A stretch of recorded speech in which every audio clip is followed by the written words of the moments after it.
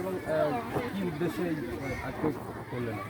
বৃক্ষরোপণ করতে কোনো উদ্দেশ্যর প্রয়োজন হয় না, কিন্তু 2025 শিক্ষাবর্ষে 14 থেকে 21শে জুলাই অরণ্য সপ্তাহ পালিত হয় সারা দেশ জুড়ে। আমরাও এই অরণ্য সপ্তাহের শেষ দিনে এই বৃক্ষরোপণ কর্মসূচি আয়োজন করেছি।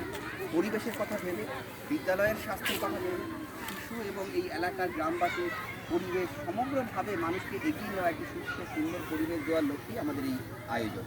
এর পাশাপাশি সরকারিভাবে আমাদের কাছে একটি নির্দেশিকাও আছে, মায়ের নামে একটি গাছ লাগানো। আমরা এই আয়োজনটিকেও এই বৃক্ষরোপণ কর্মসূচির সাথে একসাথে যুক্ত করতে পেরেছি।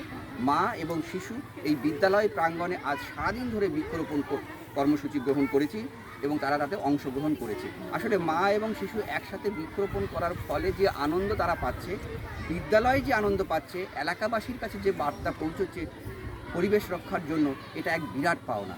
বিদ্যালয় প্রাঙ্গণে আজ 5 শতাধিকেরও বেশি গাছ লাগানো হলো এই শিশু এবং মায়েদের উপস্থিতিতে, তাদেরই হাতে।